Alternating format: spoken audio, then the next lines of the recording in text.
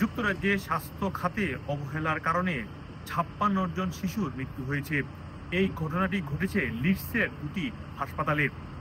তার মধ্যে ২৭ জন জন্মের আগে এবং ২৯ জন নবজাতক, এছাড়াও ২ জন মায়ের মৃত্যু হয়েছে। ঘটনাটি ঘটেছে ২০১৯ সালের জানুয়ারি থেকে ২০২৪ সালের জুলাই পর্যন্ত, এই ৫ বছরে। যেই দুটি হাসপাতাল বলা হয়েছে লিডসের, একটি হচ্ছে লিডস জেনারেল ইনফার্মারি এবং আরেকটি হচ্ছে সেন্ট জেমস ইউনিভার্সিটি হসপিটাল। ওই দুটি হাসপাতালে এই ঘটনাগুলো ঘটেছে।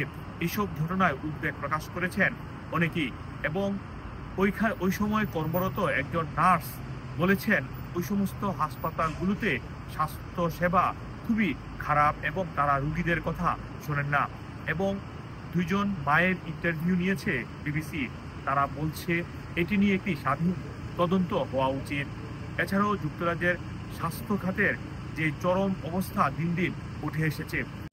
এছাড়াও বিবিসির পক্ষ থেকে পরিসংখ্যান প্রকাশ করা হয়েছে। পরিসংখ্যান অনুযায়ী দিন দিন নবজাতক মৃত্যুর সংখ্যা বৃদ্ধি পাচ্ছে। ২০১৭ সালে যেখানে ১,০০০ জনের মধ্যে ৩.৫ জনের মতো মৃত্যু হতো শিশুর, সেটি ২০২২ সালে এসে দাঁড়িয়েছে ৪ জনেরও বেশি। এসব নিয়েও উদ্বেগ প্রকাশ করেছেন অনেকে।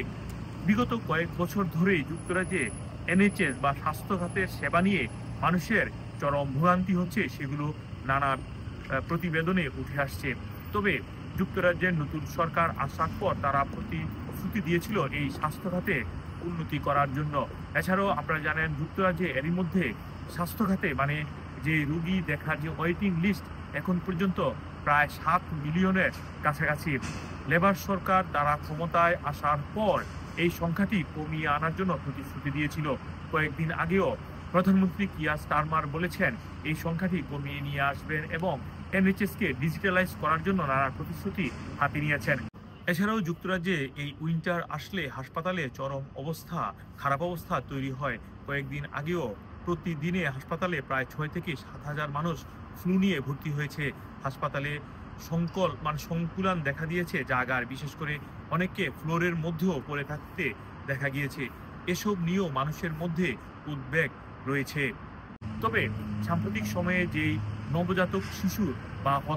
নবজাতক শিশুর যে মৃত্যুর যে ঘটনাটি উঠে এসেছে সেটি নিয়ে উদ্বেগ প্রকাশ করেছে। এছাড়াও এটি নিয়ে একটি স্বাধীন তদন্ত হওয়ারও প্রয়োজন রয়েছে বলেও জানিয়েছে।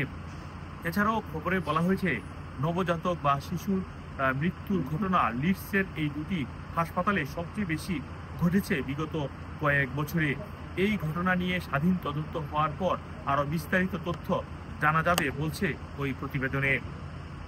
মোহাম্মদ আব্দুল হান্নান, টুডে নিউজ, যুক্তরাজ্য।